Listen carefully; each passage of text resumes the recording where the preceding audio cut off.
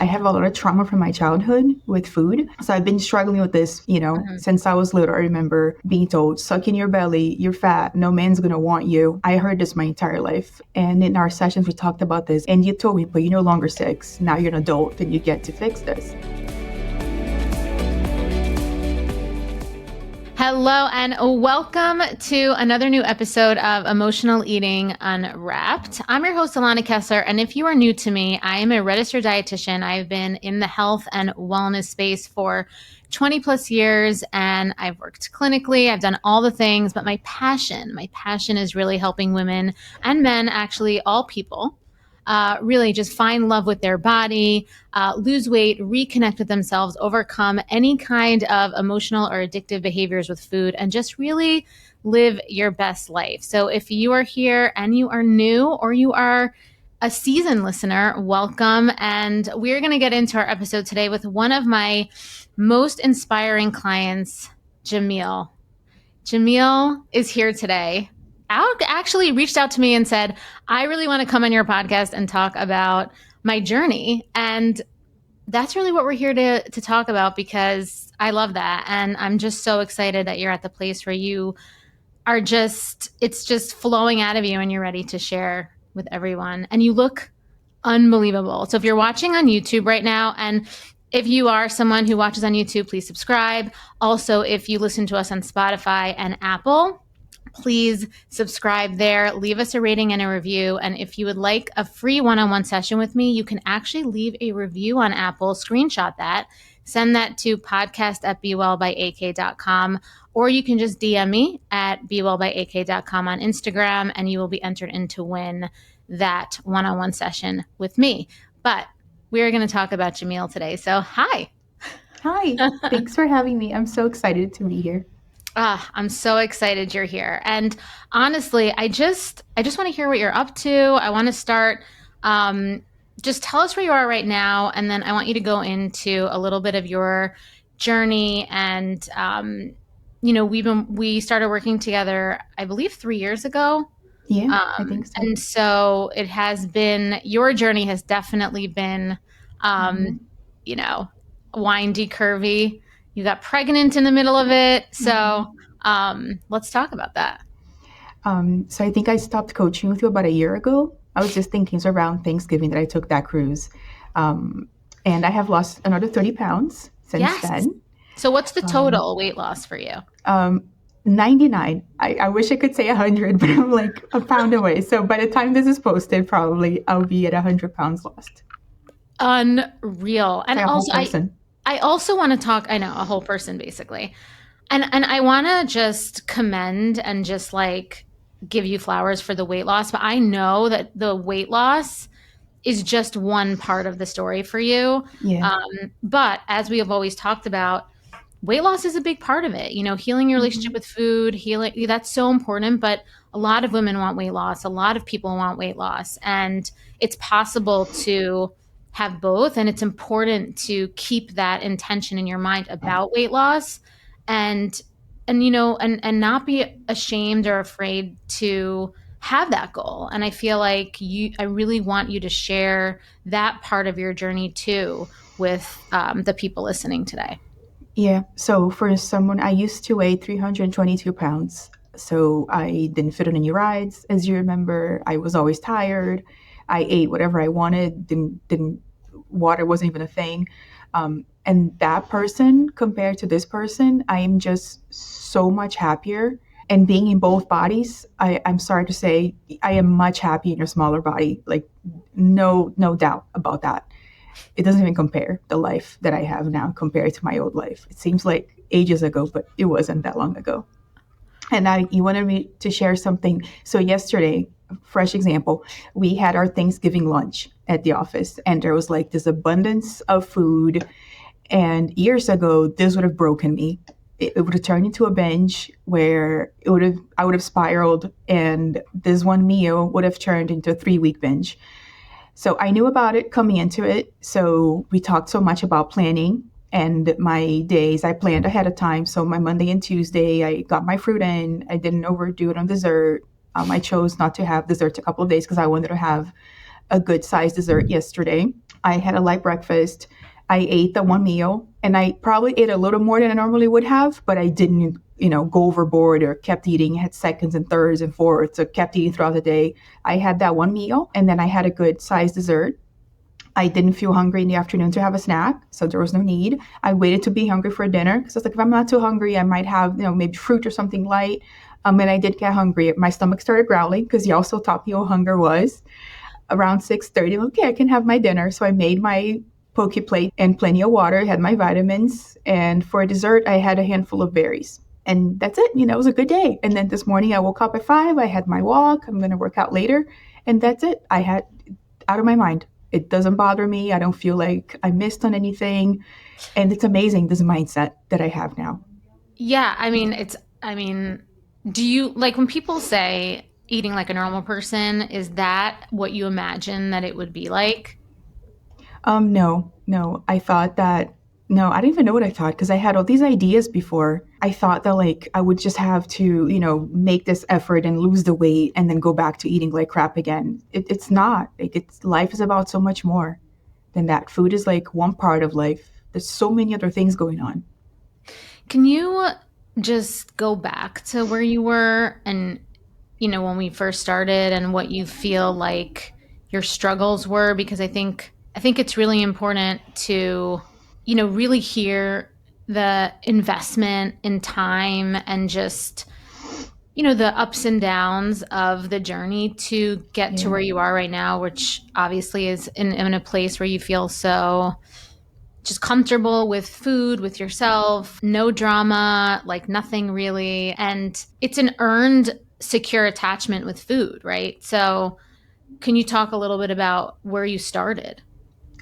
Yeah, so I feel like I probably need 3 hours, but I'm going to summarize. I have a lot of trauma from my childhood with food. And in our sessions, we talked about this. It's not fair to me. I've been doing this way since I was 6 years old. And you told me, but you're no longer 6. Now you're an adult and you get to fix this. You didn't say in those words, but that's what I got. So I've been struggling with this. I did not know anything different. Mhm. Since I was little, I remember being told, suck in your belly, you're fat, no man's going to want you. I heard this my entire life. And then in my 20s, I dated a whole lot of abusive men because that's what I thought I deserved. I had to do a lot of work to find an equal partner and just men that weren't abusive, really. So I did all of that, but still, the weight kept creeping on throughout the years. By the time I was always a little bit overweight as a child. And then I got to my 20s and I was like 200 something pounds, but the weight just kept coming on. And then I would go on these crazy diets where I would lose 10 pounds, gain 10 pounds. I think I would lose like 20 pounds, gain 20 pounds, or gain 30 pounds after. I would binge. I binged a lot. I would try to purge with laxatives sometimes. Sometimes I just gave up on it. But a lot of binging, as you remember, I binged all the time and everything would trigger me. Being happy was a trigger. Being stressed was a trigger. Going to an event was a trigger. Everything was a trigger. I even tried to control the binging where I would binge maybe like once a week or binge every 2 weeks, maybe binge once a month because I felt like I needed that. I could not live without binging. There was no other way. Having food in my house, like everything triggered me.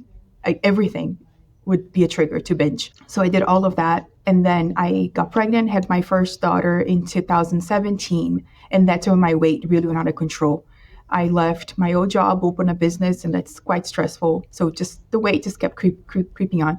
I got up to 322 pounds in Because I 2019. just want to stop you for a second because you're a lawyer. I just want to just share a little Yes. bit about your life, right? Like you're a lawyer, you own your own business, you are a high level quality person as far as how you view yourself in the world, right? Like the way Yeah.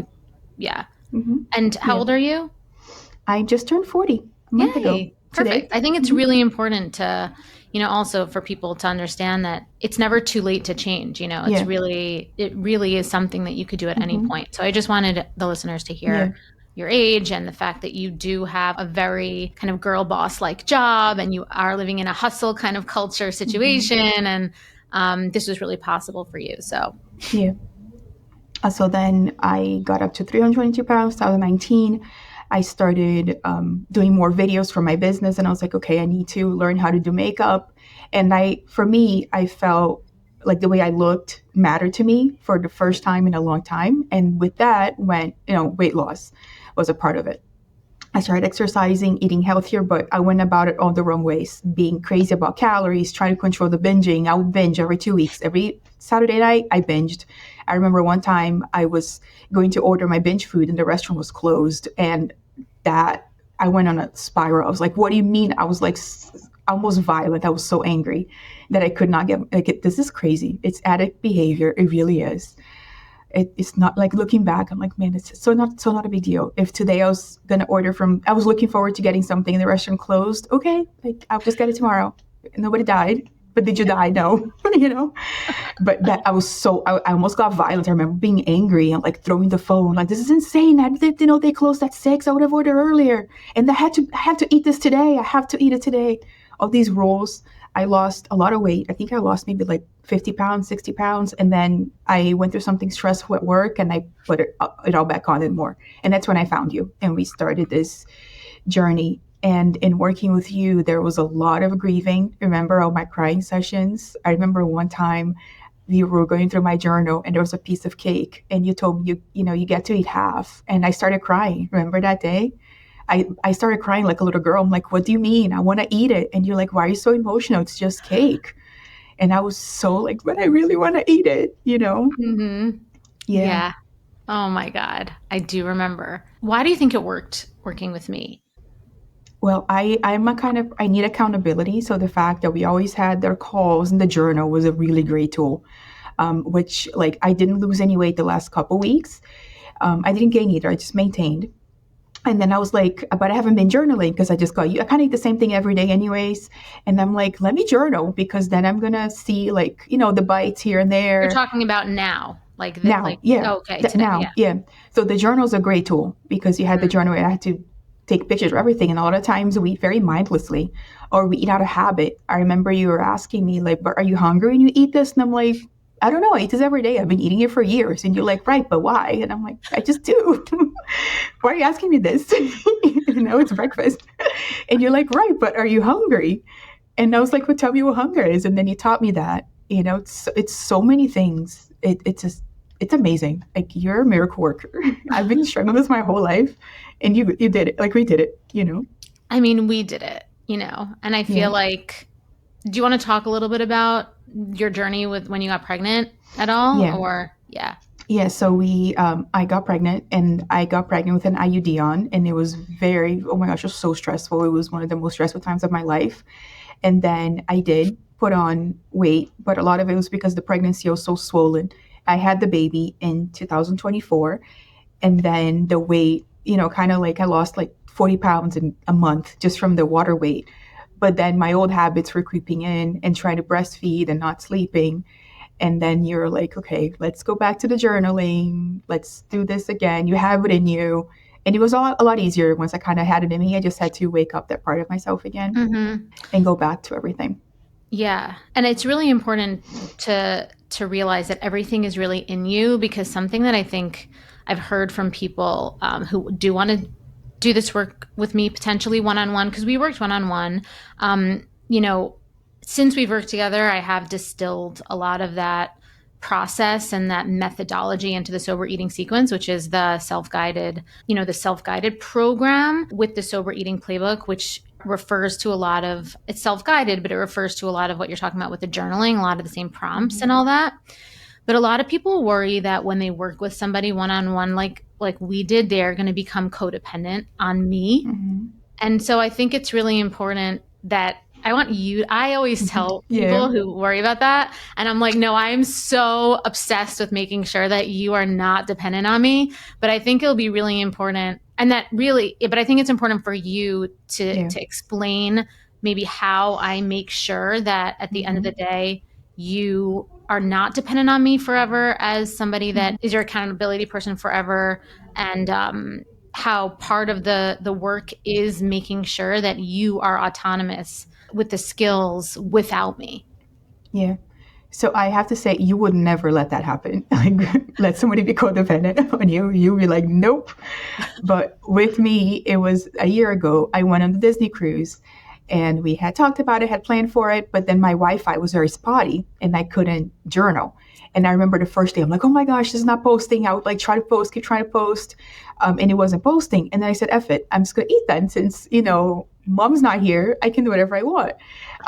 And then finally when we docked, I was like, hey, Alana, my internet's back. I didn't do so great, but I'm eating great today. And then we had our call like a couple of days later, and you're like, who cares if I wasn't there? Like, you know what to do. And I'm like, what do I do if the journal's not working, if I don't have Wi-Fi? And you're like, well, you grab a piece of paper and you write it down because it's for you. It's not for me. It's your body, And then you're like, from here on out, you're going to journal yourself. Like, don't show me. I want you to do it. And I was like, but I'm paying you for this. What do you mean? And you're like, no, but it's for you. It's not for me. So you would not let that happen. And then once that was like, I think the last key that turned for me, because I was like, yeah, it is for me. She's right. Like, I'm not going to be with you for the rest of my life for the next 40 years. So I have to do this for myself because I'm worth it. And then I just kept doing it. And I was like, okay. And then after kind of like you get in the routine and you eat the same things. I eat the same thing almost every day. And then it's like, okay, this is what I do now, Totally. And so can you share more about how you incorporate maybe foods that you used to binge on, or like foods that you used to think were bad, or how you have evolved your behavior patterns around food? I feel like your Disney cruise was a big one for us. There were a lot of rituals that you had there. How do you go about that now? So it was a whole process. It wasn't easy and it wasn't fast by any means, but it was so worth it. So worth it. Like I told you in our last session that we both cried. I know I'm not at my goal weight yet, but I would take this Jamille over with this body, with this weight over the Jamille that I was before, because I just love being this person, I said I wasn't going to cry, but like the tears are coming. I love myself. I really do. Even the bad parts, like I'm stressed out. I'm always like, go, go, go. But I like being that way because I get things done. And that's such an amazing thing of me that I finally like have accepted who I am. But to share. So it wasn't like I can have the binge foods in my house today, but I couldn't for a long time. There was a lot of times you said, well, if you're not ready yet, just don't get it, or get like a single serving pack. Remember you said that to me? Yep. Don't get like a whole bag of candy if you know that you're not ready yet. And that's fine. Take your time. It's okay to voice it to your family and say, hey, this is a trigger for me. I'm not quite ready to have this yet. And with my daughter, she wanted ice cream. We would go to the ice cream place, eat it there. And then whatever didn't get eaten gets thrown away. And then we come back to the house. I wouldn't have a tub of ice cream at the house. You've built a good life. From the outside, it looks like you have it all together. You eat clean, you work hard, you take care of everyone. But there's this one area that still feels impossible to master, and that is food. You can eat perfectly all day and still end up in the kitchen at night wondering why you keep doing this. You promise yourself you'll start fresh tomorrow, and I know you mean it every single time. But the cycle, it always finds its way back, especially when you're stressed, when you're overwhelmed, or when you're just tired of being the one that's holding it all together. And I get it because I lived that way for years. And what I learned is this: the problem, it was never about food. It was the pressure underneath it, the perfectionism, the self-doubt, the part of me that never felt safe and secure to just be me. And that's why I created the sober eating sequence. It's a proven 3-phase method that rewires the emotional patterns and the belief systems driving overeating so you can relax, trust yourself around food, and release weight completely naturally, without force and without obsession.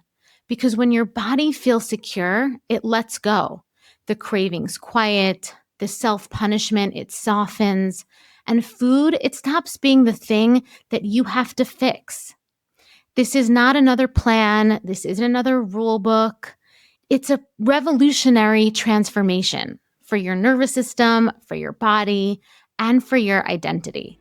So join the sober eating movement today. So it took some time to do it that way. Buffets and like bakeries were like, oh my gosh, I couldn't walk into one and I would just want to eat everything. And I felt like I was missing out if I didn't everything on trips. I would feel like I was missing out if I didn't eat every single pastry in France. But what do you mean? Like, I'm not here just one time. I have to eat it. And now I just have so much peace. It's so weird to explain because when I would hear these podcasts years ago, I'd be like, how? And now I'm that person. It's so crazy. But now, like, let's say if I walked into, like, if I woke up today and my husband said, hey, let's go to Mexico, no plan. I have no idea what I'm eating. I have no idea what's in there. I would still be okay because I know to walk in, even if the only thing available is bread, I would just have like a little slice and that's it. And I would like ask, hey, but you cannot be, they don't have like a banana here. What kind of restaurant is this? And I would find something, but like when I go to a buffet now, I'm excited about it. Remember, I also had shame when I told you, I remember I cried in that session when I said, I'm looking forward to going to this restaurant. And I cried and you're like, but why are you so emotional? I'm like, oh, because I'm 38 years old. I should not, feel this way about food. And you're like, but it's okay to be excited. That's good. And then I remember my stepdaughter, who has no issues with weight, super skinny. I heard her say that, oh, I'm really looking forward to going to this restaurant. I'm looking forward to eating this food. And I'm like, okay, this is healthy. This is not weird. I'm just putting thoughts into it that so I look forward to it now, But I know I have a light breakfast because we talked about this too, how if, let's say I had a light breakfast and I'm starting to get hungry around like 11 and it's 11:30, 12, I haven't eaten yet, I would get really hangry and I had to get the appetizers. I wouldn't wait. And you taught me that too. But okay, you didn't eat for an hour, but did you die? And it's like, okay, no, I'm okay. I can wait. Nothing happens if I don't eat. Like, nothing happens. It's a little uncomfortable, but it's fine. So I know to just wait because I actually want to be hungry to enjoy the meal. I'm not going to enjoy it as much if I'm full for breakfast. So I wait to be hungry to eat and I eat it and that's it. And I have a little dessert and I'm good. And I remember one of the buffets that I went to when we were doing all this work. You also, very important, they also taught me that feelings are temporary. Even the urge to eat it, it's going to pass. You're not going to have it forever. I remember going to a buffet also at Disney. I'm a Disney adult, in case people couldn't tell. I love Disney. I went to a buffet at Disney, and I remember telling you the desserts were so beautiful and looked so amazing, and I wanted to eat every single one of them. And by the time we had our call a week later, I couldn't even tell you what the desserts were. I didn't remember anymore. That. So it's like. So it really was just temporary. I didn't have to give in to that urge to eat. I could have, just eaten this and it would have been fine by the next day. And so I remember that too. Even if the urge comes, it doesn't come as strongly anymore, but sometimes it's still there. And I'm like, by whatever feeling, actually apply that to all areas of my life now. Like yesterday, I placed a couple orders online that I wanted them to, and they need to be here this week because we're traveling next week. And I was checking yesterday, the package is delayed because the holidays, turns out it might not be here. I tried to upgrade it, but it wasn't working. I got frustrated and I felt that charged energy. I'm like, oh my gosh, like this is so insane. It's not here. And I paid for this.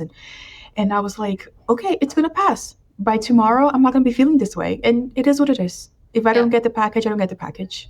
Totally. I didn't die. But that feeling passed. So this morning I woke up, one package will be here, the other one might not. It's okay, life goes on. But the charged energy was gone. So I applied that to all areas of my life now. Even if I feel the urge to eat something, I tell myself the urge will be gone. This is temporary. I don't have to react to every single feeling that I have. Exactly. That is the pure measure of maturity, and I feel like that is really the place that we want to get to. And then also there could be times where you do have the urge and then maybe you do give in a little, and like that's okay also. Nothing is so black and white, but I think that it can sound so simple, right? To just let it be, right? And just let the urge come and just, let it go. But it is a training of your nervous system. Yeah, it really is. And it is a process to get to that place where it's a lived dynamic within you rather than a performance that you're just trying to do all the time. And then you feel like you have to keep up with, Yeah, for sure. So good. Amazing. You look so pretty. I'm like, Thank you. Can't even, you always look pretty, but I really could see the differences physically, I think. And everybody's telling me that, like everyone. And remember, a big thing for me, we talked about this so much, was being able to fit on rides, which someone who has not been, crazy obese like I was, will never know test seats are there for us to sit to know we fit. It's not just for pictures or because they look good. But the first couple of times I went in July to the new park that they have here, Epic, and I was really nervous. I was following people online that are like obese to see if they fit. I was like measuring. I really like when I was like so nervous, and I'm like, okay, I fit, no problem. And then I unfollowed them because I don't want that in my space. And then I went again, and this time I was like, I'm not even gonna do the test seat because I know I fit. I weigh less than I did last time, so okay. And I went right in. And then the last time I didn't even think about it. I just went right in. And I was like, yay, this is what life is about. It's not just about food. It's about this stuff. Yeah, 100%. It's about living. Yeah. And enjoying and, having pleasure with things and being excited. And like you said, looking and feeling good in your body. And for you, I think it's such an inspirational thing to hear you want to lose the weight from a place of self-respect. Yeah. And I think that is such an important message, because I think a lot of times people think that means that you hate yourself if you want to lose weight. But when you know yourself and you're like, I know that I want to be in a certain, body weight and body type, and so that I can enjoy life better. I think that type of self-awareness and willingness to prioritize that is really inspirational. Yeah, for sure. I went shopping for clothes a couple weeks ago and it was like amazing. I got a bunch of new suits. I'm not plus size anymore. And the clothes that I got like a month later, they were loose on me. My mom had to take them in. It's a good problem to have, but I was excited. Like, remember before I would only wear black suits all the time? I got a red one. I got a purple one, like, ooh, okay. I would not wear these colors before. Yeah. Now I do. It's like, bright pink. All these colors that I love, and they look good on me. And everybody's like, you look great. You look great. Did you get this? Did you get whatever done? I'm like, no. Did you get your hair done? No. I just dried it. Everybody's asking me all the time if somebody asked me if I got my lips done. I'm like, no, I just put a lipstick. But everybody's always telling me like how good I look. Men hit on me at like CVS. I was like, are you talking to me? I mean, so I'm not crazy. Shocked. Not surprised at all. Do you feel like you're at your goal? No, I'm still a few pounds away. Probably, okay. I want to get to, I don't know if is it okay to share how much I weigh here? Yeah, we'll just say your height also. Okay. You want. I'm 5'10", so I can get, I'm taller. I know you're so tiny, Alana. You always told me. I'm like 5'1.5", so, yeah, you're probably like here. But I'm 5'10", but I used to weigh 322. Right now I am 223, so that's why it's 99. But my goal weight, is like 180 or so, and I'll see how I feel. I want to get to the healthy weight range. Yeah. And I mean, I have no doubt that you'll get there, right? Yeah. I mean, I feel like you just have to keep going with the process. What's your exercise routine now? I know you had like a relationship with exercise too, so. Mm-hmm. Yeah. Oh, and also I wanted to mention all my health issues are gone too. I remember I had like, I was on anxiety medication when I met you. I had a fatty liver disease. I had all kinds of stuff. It's all gone. And my blood pressure has been stable for a while. I have a doctor appointment this week. I'm going to ask to get off blood pressure medication too. So everything just like resolves itself with being healthier, But I started doing walks in the morning.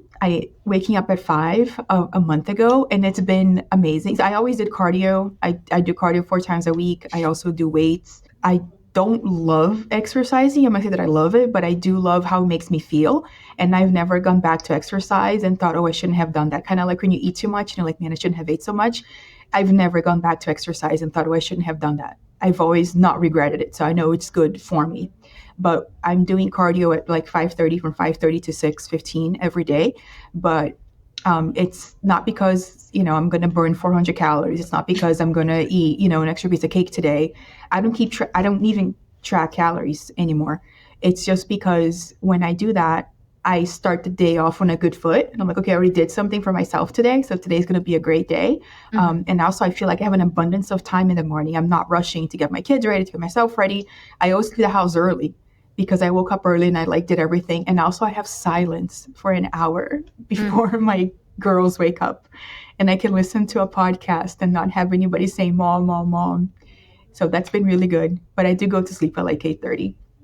Yeah, no, I mean, the quiet time, the prioritizing your time for you and just not getting inputs from other people in your life, I think is so, so key. Yeah. And I think all these things together have just kind of congealed and alchemized into the results. And I'm just so proud of you. I really am. I'm so, so, so proud of you. So And happy to be yay. like a part of your journey. And I'm really happy that you reached out to share your story. I think so many women, men, people are going to be inspired by, the road you took, and it wasn't an overnight success and there were a No. lot of ups and downs. You always were moving towards a goal and a life that deep down you always knew that you deserved, which I think was really, really important to start from that place. It's just amazing how everything really is your mindset. And once you start changing your habits, like I think I shared on the our group for Halloween this year. Halloween was always crazy. Like I was like, it's a binge day. It's a binge day. Like just it is what it is, you know. Even when I was working with you, it was still like Halloween. Remember, Halloween was so hard for me always. And then this year, I'm like, no, this is gonna be different. You know, I planned for it, but I did end up eating more than I would have. But I didn't spiral. That was the difference from this year to all the other years. Is the not spiraling. If you just if I just don't spiral, it's like everything is okay. Because the spiraling before, okay, I overate on Halloween, which is a Friday. Saturday, I'm not exercising. I'm having a big breakfast, and then it just keeps on going. And it's like, no, Saturday was a just regular day. And I told my daughter, we have all this candy at the house. We're gonna separate a few. The rest, gets to get donated, and that's it. And this life goes on. And I may not have lost weight that week, but I also didn't gain 20 pounds like before, 10 pounds, or felt like crap 4 days. And I've also noticed if I give in to the voice, like that day I gave in to the voice and I overate, the voice is so much louder the next day than it usually, because now it's like so quiet. It's like in the back. But when I give in, it's loud. So I have to really be like, okay, no, no, thank you, but I don't need you anymore. And you just move on and then it gets quiet again. But it's really all in your mind. 100%. It's 100% it is in your mind, but it is in your actions. You Yes. have to, you can't just know, you have to No, you have to actually do like it. take the effort and do it. And I think Hmm. that connect could sometimes be a challenge. For sure. But you only can get the new mindset with a new perspective, but also new behaviors and Yes. actions. And you definitely are such an amazing example of that. And yeah, I'm so proud of you. I'm so happy for you. I could see and just feel the difference in in your energy and just the whole thing, the whole Yay. essence. It's just so much softer also and just embodied in yourself. And I could tell it's who you are now. Yeah. And it's also not a rigid thing. It's not something that you're worried Hmm. about losing, because I know that that's not possible anymore. Yeah. So Yeah. yeah. Amazing. Well, Jamille, Yay. thank you so much. Thank you so much for joining us. And for everyone listening, thank you so much for listening as well. If you have any questions, comments, as always, you can leave comments on our YouTube channel or on Spotify. And until next time, I'm Alana, and thank you for listening to Emotional Eating Unwrapped.